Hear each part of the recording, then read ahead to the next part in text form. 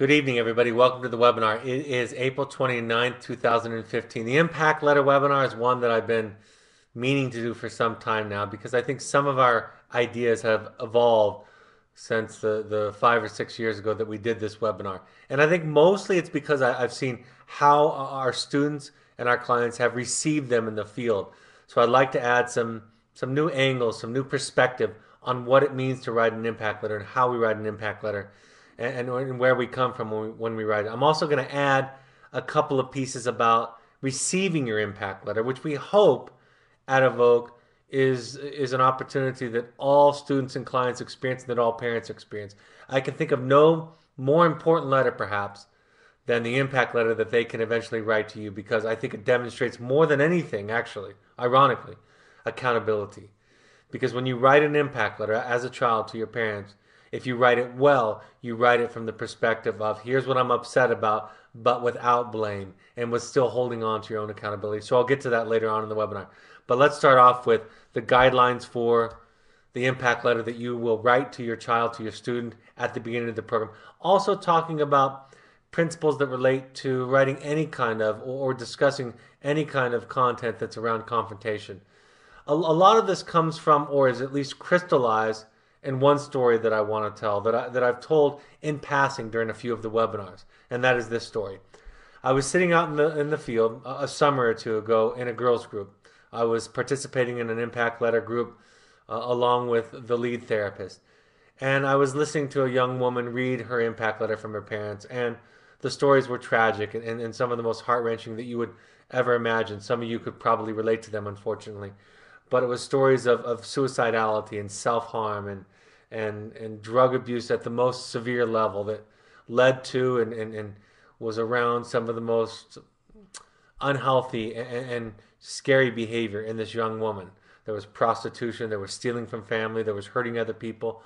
So just it ran the gamut, or at least it was a very rich experience that talked about the tragedy that this young girl had lived through. So after she read her mother and her father's letter, she sat there crying. And we kind of go through a typical process when we read an impact letter. And we got to the part where we were going to ask her how she felt, what was going on for her. And the first words out of her mouth, and this was not unique to what I've seen these 20 years that I've been doing impact letters, her first response was, "I can't believe what I put my parents through." And maybe because the story was particularly tragic and some of the behavior or incidences were particularly traumatic, it struck me more than ever, where I sat there and I thought she missed the entire point of the impact letter. And yes, of course, parents are impacted by their children's behavior. They're impacted emotionally, they're impacted financially, they're impacted in terms of their emotional and their own physical resources. All of that is impacted. And that becomes part of the impact letter, part of what can inform a loved one, a child in this case. But the fact of the matter is, that's not what the impact letter is about. And we don't want this young girl believing that the most important message at the outset of her program is how she hurt her parents. We want her to understand that more than anything, she's failed herself. More than anything, she's dealing with wounds and symptoms and behaviors that are perpetuating trauma in her life. And so there's some healing that needs to happen. So with that story as a backdrop, and with that observation that I've had this one time and many other times beside this, where I see how children respond to their impact letter, I want to talk to you about the guidelines. You will have an impact letter instruction. If you haven't already read it, you'll have an impact letter that instructs you about what to write. It takes you through a 5-stage process, talking about describing the events that led to your decision to send your child.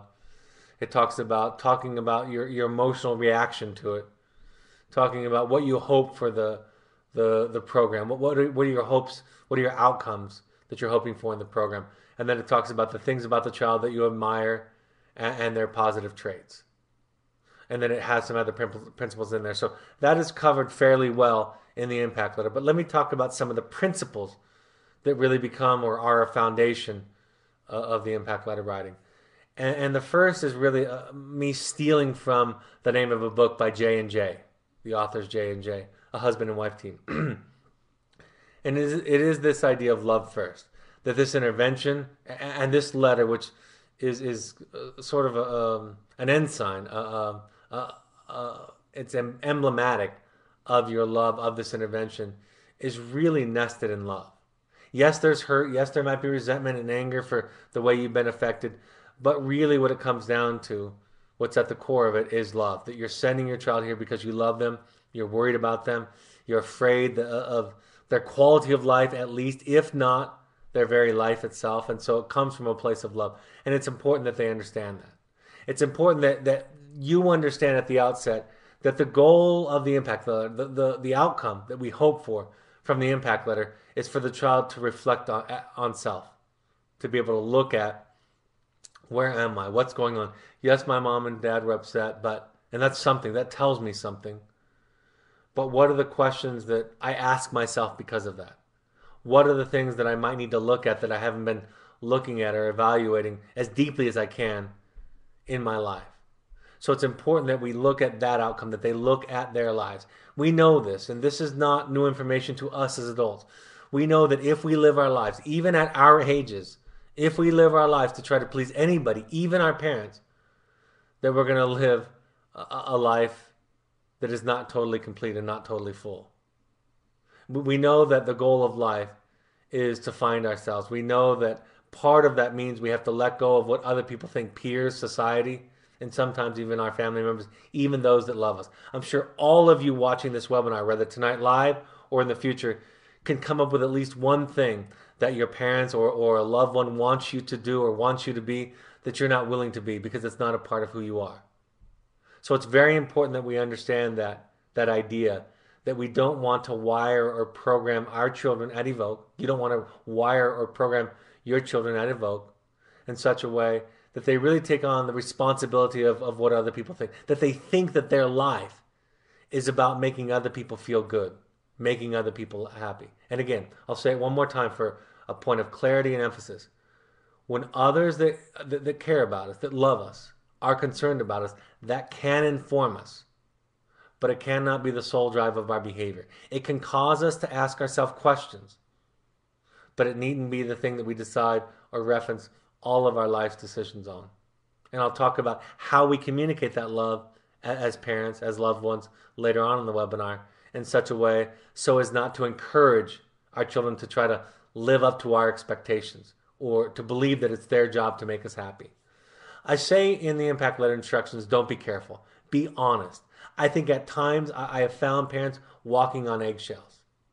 Be as honest and straightforward as you can. That, of course, is absent of sarcasm and belittling and name-calling and bullying, but be as matter of fact as possible. Avoid the punitive ideas, concepts, skills of name-calling, swearing, exaggerations, drama, and sarcasm. Because behind or underneath all of those behaviors or techniques are raw emotions, right? Vulnerable, raw emotions. And part of what we want to teach parents to do, right along with your children, is to find access and to communicate more vulnerably those feelings, to be willing to feel those feelings, knowing that when we are vulnerable, we can get hurt. We want you to be as specific as you can and tell stories. Even though your child was there when these things occurred, tell the story. Paint a picture for the group. You know, when we were at grandmother's house on the 4th of July, last year on your birthday, 2 weekends ago when we couldn't find you, this and this and this happened. So tell the stories as clearly and as objectively as you can. And when we get to the part about showing emotion, here's how we can do it so as not to encourage a kind of a shaming experience in our child, or to encourage an idea that it is their job to make us feel peaceful and unanxious or happy. And then the first one, like I was just saying, be vulnerable. Share your primary emotions. Primary emotions are hurt, scared, worried, sad, happy. Secondary emotions are anger, frustration, rage. You know, those feelings in the family of anger are secondary. They serve to protect us. They serve to protect our vulnerabilities in our heart. So share as honestly and vulnerably as you can those primary emotions, and then own it. This is mine. The way that I model this or try to demonstrate this, and when I'm talking to my children, this is what I aspire to, and on my good days I do it. I'll say, here's how I'm feeling about your behavior. I share my feelings with my children, not so that they will change to make me feel better, but so that I can be present, so that I can own it, so that I can get clear. And again, question or statements like that can inform them, but I don't want them to be driven by them, because then I'm just creating a certain kind of susceptibility to peer pressure in their life that I don't want them to suffer through as much as I have, as much as many of us have. So I share my feelings. I own them. These are mine. You don't have to do anything to make me feel better, but I am scared. I am anxious. I am worried, and that's mine. And I might even at that point take a moment and say, I'm going to take a step back and I'm going to decide a consequence or a limit. Or I'm going to decide on what my reaction is going to be to this situation or to this behavior. But I own my emotions as myself. And I even, in my best moments, tell the other person, you're not responsible for it. It's about me. I need to look at this. I might need to take a timeout. Timeouts are so underrated and they're so wonderful. They get us out of our triggered and trauma responses to make a decision from the front part of our brain, the top part of our brain that can think rationally and can be clear. So I own my emotions. And then, like I said, I try to say it's not responsible. You're not, my serenity, my happiness, my ability to sleep at night is my responsibility. And yes, I love my children more than I could ever imagine that I could love somebody. Yes, I love my children. And fundamentally, I'm responsible for the peace, the serenity, the contentment, the clarity, the hope, the confidence in my life. My sleepless nights, my inability to get along with my wife, my inability to cope with it is mine. And yes, you might be doing some things that make it very, very difficult. That everybody I know might agree with, that this kind of behavior is an incredible stressor on somebody who loves you, somebody who's your parent. That might be true, but it's still mine. Because if I get to blame you for my feelings, then you get to blame me for your feelings. And then we're stuck. And then none of us learn responsibility for ourselves. Don't blame or abdicate your decision. It doesn't matter where you are in this process. If you are in the process of sending a child, if you're in the process of deciding what the next step is for your child, if you're making smaller decisions along the way, it's important that we don't say, I had no other choice. You made me do this. But to say, I watched what was happening and this is what I chose. Sometimes I use language like, this is my best guess. I could be wrong, but this is my best guess. And whatever you need to do, mom and dad, whatever you need to do to be as clear as you need to be to make the decision, that's what you do. Studying, talking to experts or people that you trust, researching it out by talking to families or other parents or the programs themselves, praying, meditating, discussing it with your partner or co-parent or spouse. Any of those things that you do are yours. And then at the end of the day, you get to make the decision. And no expert therapist, no expert parent educator, no book is responsible for that. Ultimately, you are responsible for that. So own the decision. This is what I've decided. And you can be mad at me. And you can threaten never to forgive me. And you can say that you're going to hate me forever. And some of this is what you say in your head, not what you say in the letter or out loud. But it's that philosophy. You approach it with that mindset. You own the decision. Toward the end of the letter, this is one of the most important parts of the letter that reminds them that you're coming from a place of love, that doesn't paint them or their behavior with one color, with one broad stroke, but you talk about the things that you see that are their strengths. You talk about parts of them or experiences that you miss. You talk about your admiration for their qualities, and you talk about your hopes for them. And in most impact letter groups, letters that I've participated in groups where children have read them, this is where the children break down. This is the part that softens it. We list this in the order of steps in the impact letter instructions at the end, but this is something you can put in the middle or at the beginning also. I don't want you to do this to take away from the beginning. I don't want you to soften the impact. I don't want you to apologize for the honest concern that you have and the descriptions of their behavior. I don't want you to apologize and make up for any of that. But ideally, we want you to create this whole picture encapsulated in love. Less is more. I like less than 3 pages single space typed. Probably about 2 is the average that I like. Less than two starts to lean toward maybe not enough stories, maybe not enough expressing what's going on for you and your thoughts and feelings. Once we get over two and start getting over three, it becomes repetitive. It becomes more about the parent expressing themselves. And I know this. I've written an impact letter to my child in the wilderness. And I've given these impact letter instructions now for almost 20 years. And it was a lot harder than I thought, so I have empathy for you. But this is the outcome is a great letter. That's one of the outcomes, I should say. But the other outcome is clarity. The other outcome is reflection. The other outcome, actually, this skill, this tool, I should say, becomes a tool to improve your skill about understanding, as I always say, your relationship first with yourself, second with your child, and lastly with your child's behavior. So I think it's a worthy exercise. It's a worthy tool for all of us. And then we can take that letter, use it in the group to set up the child, the student, the client in the group with his or her peers in such a way that we can take that experience from home and say, we're seeing some of the same things. Tell us about that. What was that about? You didn't tell us about this or that. And can you begin to be honest with yourself? Can you begin to develop the courage that it takes to look at yourself honestly? Because that is the first step of this program. And the impact letter is this reconciliation between what you've been telling us and what your parents' experience was back at home. And tell us about how you merge those two presentations, the presentation from your parent and from yourself. Do your best to steer clear of shame. This program is not built on shame and guilt. We believe, we experience, we observe from shame and guilt that most people tend to cover up, tend to hide, tend to want to walk away from therapy, right? The experience of shame is to look down, to not look somebody in the eyes, because I can't face the way that you see me, the way that I imagine that you see me. And so shame causes us to hide from healing. It's not a motivator for healing. Neither is guilt.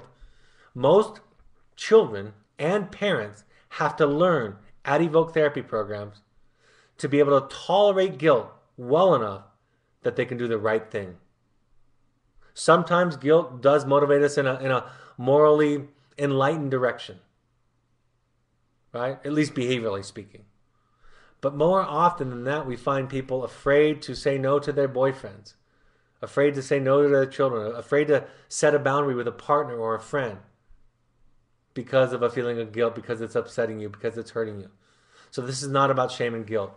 And that's one of the things that we work both with children and parents, their parents, to try to address, eradicate, minimize. This program is not about you, mom and dad. Your program is about you. The discussions that we have are about you. The parent workshops, the webinars, the parent readings are about you. The parent skills that we teach, the letters that you write, and then the tools that are involved in those things are about you. But this impact letter in the end and what it does is not necessarily about you. And your child's program is about them. And just saying that, really, I want to highlight this idea that it's about having a healthier connection to your child and what's going on for them. And so that separation that I just orally described is towards the idea of, okay, this is theirs, and I love them, and I'm going to be here, I'm going to be clear about it, I'm going to see it, I'm going to name it, I'm going to describe it, I'm going to describe my relationship to it. I might even from there begin to understand myself in a better way. But that thing is about them, and I'm going to do all that I can to be able to be present with it and see it and respond to it. But the impact letter, or at least the result of it, is not about you. Questions and statements. Be clear about your questions. This is some passive way that we communicate. I give examples where I think these questions are really statements, and this statement is really a question. Don't you think you are making poor choices? More assertively said, that could be, I think that you are making poor choices. Don't you think if you hang around old friends, you'll fall back into old patterns? That would be more assertively said. I believe that if you hang around old friends, or it's been my experience that when I or others or you hang around old friends, that you are dragged down to the lowest common denominator. I think you did this because you were mad at me. Might be then followed up with, were you mad at me, or why did you do this? So we learn right from this first letter, we start to learn communication skills to become more clear. And folks, I'm telling you, the improvement in communication skills begins to change the way that we think, begins to change the way that we think about our relationship, and begins to improve our impact on our children and on others. Writing from your center spot, not trying to aim it with their reaction in mind.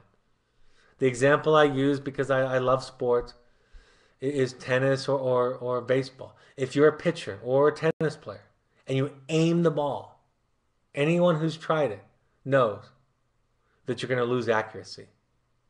So you focus on your stroke, or you focus on your throwing motion, and you become a better tennis player. You become a better pitcher. And I'm sure it's true in all kinds of arts and all kinds of walks of life. We learn to let go. That doesn't mean that we don't try. That means that we focus on our intent, we focus on our delivery, we focus on our honesty, we focus on our accuracy, we focus on our skill set, our tools, all of those things. And then we release it. We turn it over. We start to tell the truth more.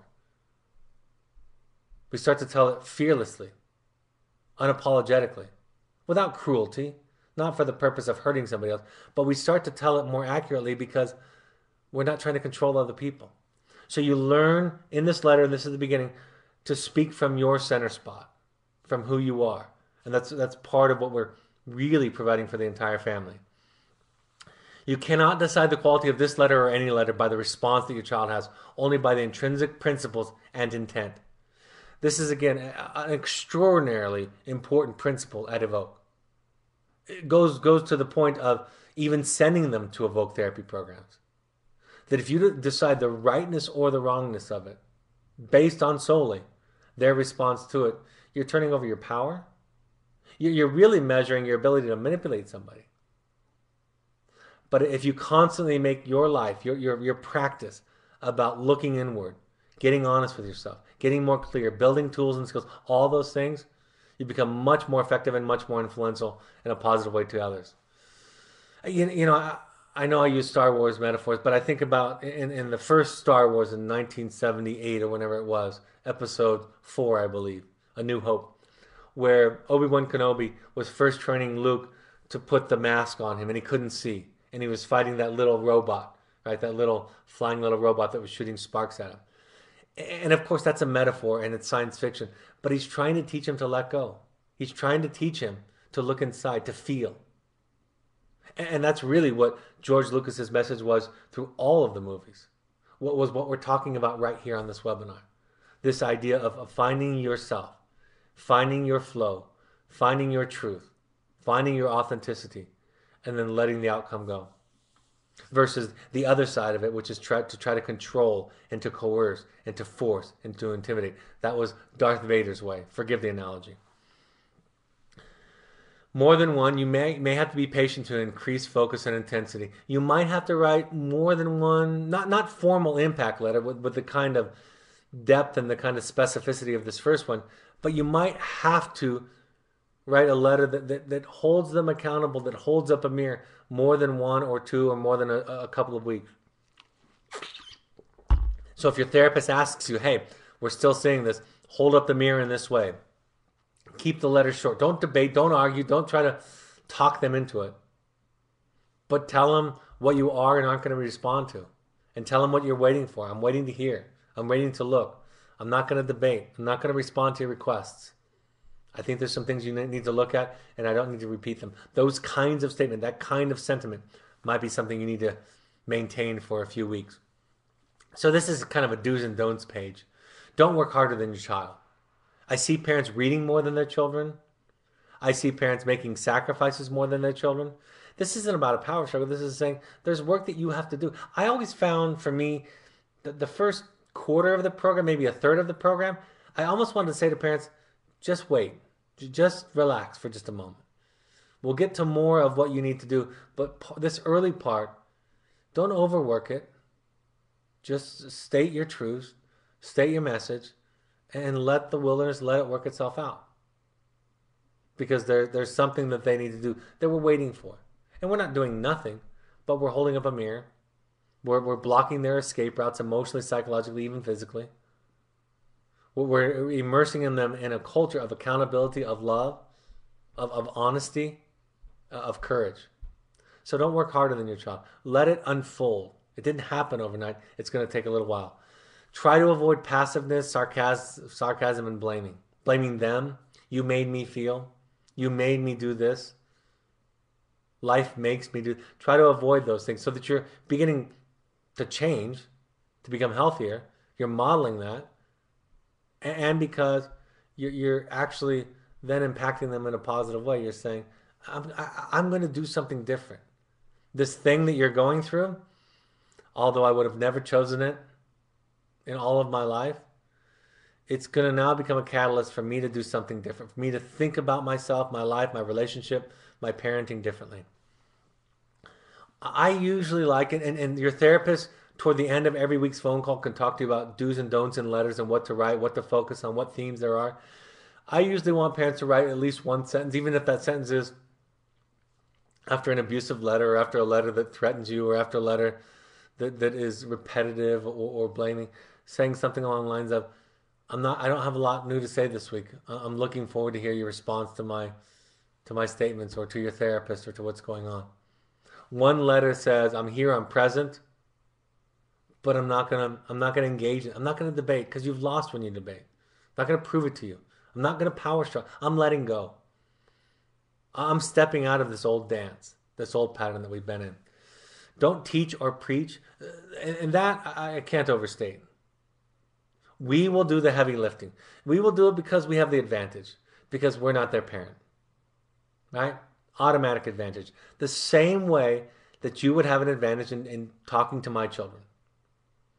The illustration that I like to use is when my very best friend and I were both new, young, married couples. We went out golfing with our wives. We learned extraordinarily quickly that I was allowed to teach his wife and coach his wife, and he was allowed to teach and coach my wife, but we were not allowed to say a word to our own wives. It didn't work because there are triggers there. And if you've ever tried anything like that, you know what I'm talking about. And it's the same with our children. There's this desire to maintain a sense of independence and individuality and autonomy in this process that a parent threatens, that an outsider doesn't. So not lecture. They know your lectures because we hear them give them to other people. They have them memorized. And in week 3 or 4, they're regurgitating lectures that they've heard all the adult authority figures in their lives give. And that's not what therapy and transformation is about. Is about being lectured at. So don't teach or preach. One-page letters, single space typed, and some people handwrite them and some people level space. But if you're looking about one page, 1.5 pages, that's about right on average. There might be a specific assignment or a specific objective that you're working with your Evoke therapist where you might expand that or reduce that, but that's about average. Learn how to listen. I will say this with no specific prejudice toward any one parent. I almost never meet a parent, let alone human being, right? I'll even put it that, who is really, really, really good at listening. It is an elusive skill and talent because we get triggered. We have our reactions. I'm very well trained at it, of course, and at times I can be pretty decent, but I still stumble. I still get triggered. I still get stuck. I still go into my own head. I'm still loading up my own responses, right? I'm still making meaning out of it, judgments out of it, making decisions from it without listening. It's okay to share your stories during the subsequent week. Share what's going on from you.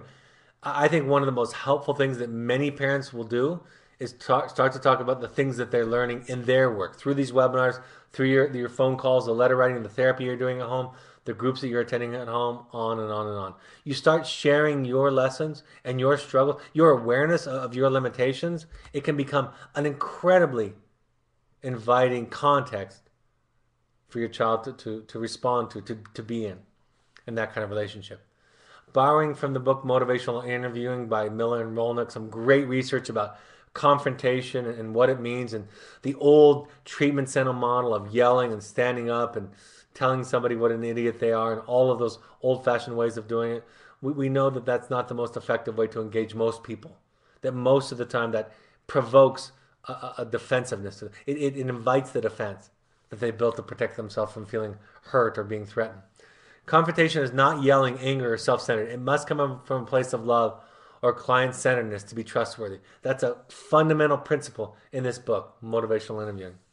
It's very similar. Some of you will have heard of or will hear of in the future the 7 challenges, which is oftentimes posited as an alternative to the 12 steps. I don't think that's accurate at all. It's a way of engaging a client in a non-confrontive, inviting way, a way that invites discussion, that steers away from power struggle. So it's very similar to that. When you take care of yourself through confrontation, right? When you do that, you're not necessarily meeting the client's needs. You're not responding to the child, to the partners for that matter. You're not responding to the other's needs. There are these reflection of me errors where what you're doing is a reflection of me. I never taught you that.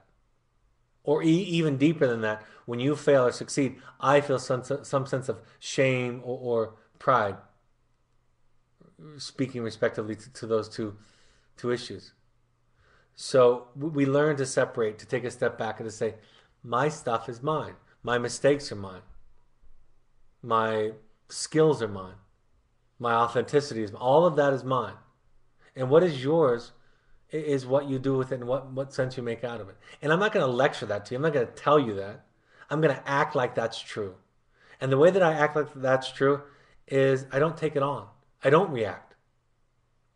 It's not a knee-jerk reflex. I learn to hear what you say about me or how you react to me or what you do patiently. I learn to see you in your actions, not me. So we learn in this process, when we steer away from confrontation and taking care of ourselves in this context, we learn to see the other. Confrontation is pointing out inconsistencies. This is really the core of motivational interviewing and the 7 challenges. Confrontation is pointing out inconsistencies, faulty reasoning, pros and cons, and acknowledging their perspective. Right? It's inviting a kind of thinking that challenges some of the assumptions, some of the thinking errors. The book Addictive Thinking that there is a webinar on talks about this idea. Motivational interviewing talks about this idea. The 7 challenges talks about this idea. When I was being trained as a therapist, as a young therapist, the best supervisors I had wouldn't come in and start telling me what to do because there's 1,000 right things you can be doing in any therapy session. And it's easy to point out 10 or 15 or 20 of those. But the most important thing is to pay attention to what was going on. So the best supervisors would come to me after a session or in the middle of a session. If they were watching me behind a one-way mirror on closed circuit TV, they would call me and say, what are you doing? What's your intention? And oftentimes, just through being asked that question, I would have some insight or some awareness. Or sometimes they would say, oh, you're trying to do this. Okay. It might work better if you try this way. Try approaching it from this perspective. So you start to ask intention. You start to ask questions. You start to be curious. You start to learn about the other. You start to listen. And then you can provide them with problem-solving ideas, concepts, and tools that help them accomplish what they're trying to accomplish. Doing drugs, cutting on yourself, restricting food, promiscuous sex, lying, staying in your room, playing on the computer. All of those things serve a purpose. And we must first, as professionals, as parents, we must first listen to that language. Listen to the language of those symptoms and those behaviors. Understand it. I was asked in a TV interview recently this idea about how do you bring children out of the bedroom and into the family? And I didn't do well to answer it at the time. And as I thought about it later, the answer is you go into the bedroom, either literally or metaphorically, and say, what is it in here? What are they hiding from? And can I resonate with that? Can I understand that? And then from there, I can start to help them and myself build a way. But I've got to go in there before I build a way out of it. I've got to go into them literally or metaphorically before I help them come out of it. So going forward, as you go through this process in your life, through the program, don't argue, prove, debate, or justify your parenting decisions. That does not demonstrate strength. Justifying what you've done, explaining what you've done. I talked to experts. Brad said so on the webinar. I read this book. So-and-so. That doesn't demonstrate strength. That demonstrates insecurity and fear. A more powerful example or demonstration of security is, I'm doing the best I can and I could be wrong. This is my best guess. Yes, I've talked to professionals. Yes, I've done some research. But the fact of the matter, at the end of the day, this is my best attempt. And I could be wrong. You're right. You're right about all your accusations. or at least you could be right. Taking a we'll see attitude. I mean, this is this mentality I constantly talk about, where you say, "We'll see, we'll see. You're sorry, we'll see. You're going to do better, we'll see. You'll never do this again, we'll see. You won't forgive me, we'll see." You're saying, "I'm not going to make a decision based on what you say. I'm going to watch. Time is going to tell. I'm going to take a step back. It doesn't matter how much you threaten me, how much you promise, or how much you apologize. I didn't send you there." Anybody can memorize that. Anybody sincerely can feel that instinct to say those things. Anybody does and can. We've all said things in a moment where we believed it. I don't care if you're talking about committing to a new exercise program, right? A New Year's resolution, an apology to a partner, a spouse, a friend. We've all been sincere in those moments, felt it. But that's not what defines success. What defines success is the next morning after that, and the day after that, and the week and the month and the year after that. That's what defines us as successful. So taking a we'll see attitude consistently with our children. Don't overpraise. Overpraising is evidence of you believing that you have to inject self-esteem. Self-esteem comes from resonating with your children, seeing them, even their horrible, rotten symptoms. That's where self-esteem comes from, seeing them accurately. It does not come from praise. Praise oftentimes leads to insecurity. We know from the research. Read the book Nurture Shock. There's a few webinars on that where they talk about praise. It's this it's this counterfeit way of trying to express affection, right? The image I have, or the metaphor that I borrow, is when I was in Little League, and if somebody in my family was clapping too hard from the sideline, cheering too hard from the sideline, I got distracted in the game. I wanted them there. I wanted them to be a part of the crowd. I didn't want to hear their voice singled out. I got to sort this out, and sometimes you have to strike out. Sometimes you're gonna struggle. You're gonna fail. When we praise children for their successes, or for their talents, or for their potential, they tend to choose easier tasks. They tend to cheat, and they tend to avoid difficult situations. When we praise effort, they tend to try harder tasks. They tend to try more challenging activities, and they tend to tolerate failure. So this idea that we have as parents, this really place that comes from our own anxiety, and further than that, it comes from our own childhood. To inject or create esteem by praise, it's misinformed. I was going to say misguided, but misinformed is probably correct. So read the chapter, watch the webinar on Nurture Shock if you're curious about that, the book Nurture Shock. But be careful of overpraising to try to compensate, apologize for, or soften the truth, your concern, or your feedback that they may be struggling or be off course. Similarly, avoid the phrase "I'm proud of you." I don't like to use it because there's this moral or this piece of it that says you're making me happy or proud. I'm happy for you is what I like to say. It seems like you can be happy or proud of yourself. It looks like you're proud of yourself. I'm glad that you're experiencing success. It sounds great. Excuse me, it sounds great. But I'm proud of you makes it about me. It makes it about a reflection about me. So be careful. Be mindful of that statement. It's a preference of mine. Don't go too high or too low. The bad is not that bad, and the good is not that good in our program, in life for that matter. But because we as parents, because of our anxiety, because of our fears, because of our want to control, because of our inclination to avoid pain and fear and difficulty, all of us have it. We hold on tightly to the highs, and we absolutely dread and hold on too tightly to the lows. So take a step far enough back that you can see and even out those peaks and valleys. Don't send often the first thing that comes to your mind in a letter. Avoid the back and forth. Avoid the reactive, reflexive letter.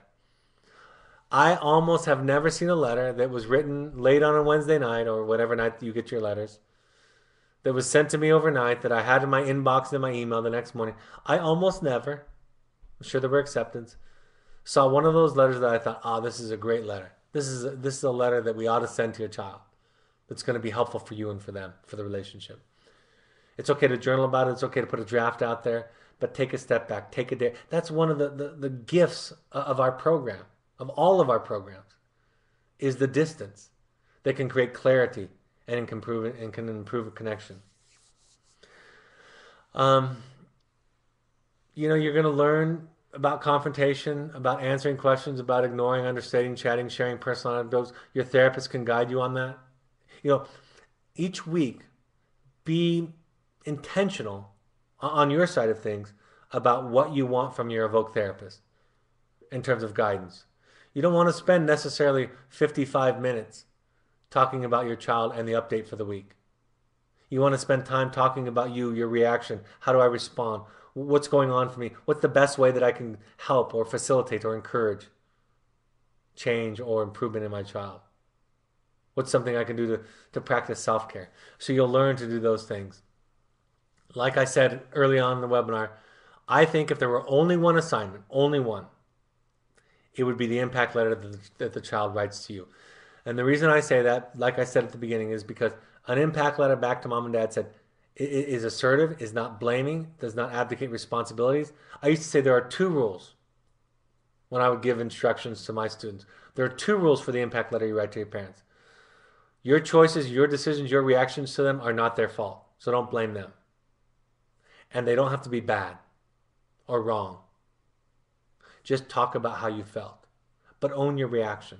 So an impact letter back to you is, hey, mom and dad, I didn't like it when you yelled. Yes, I'm responsible for storming off. Yes, I'm responsible for skipping school. Yes, I'm accountable for how I dealt with my depression. All of those things are mine. I'm learning to take ownership. I'm learning how to improve those things. But I was hurt when you yelled. I was mad. I thought about this, imagine, and I want to do this, and I'm going to do this. I'm going to do this. I want to create a paper drawing of the average size parent with the average size 8-year-old, right?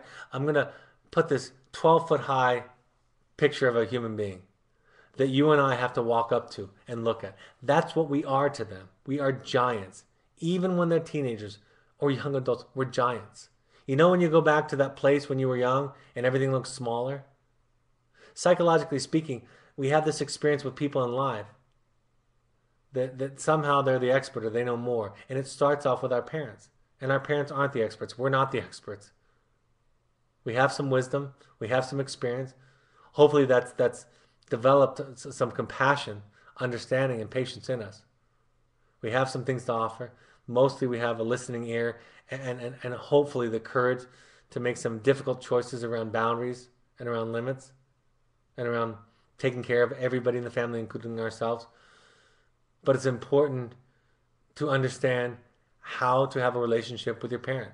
And the impact letter back to you is a fantastic one. When to forgive and move on? Not too quickly. And when you're ready. And it's important to move through your anger, your hurt, your frustration, to own it, it's yours, but to move through it in your own time.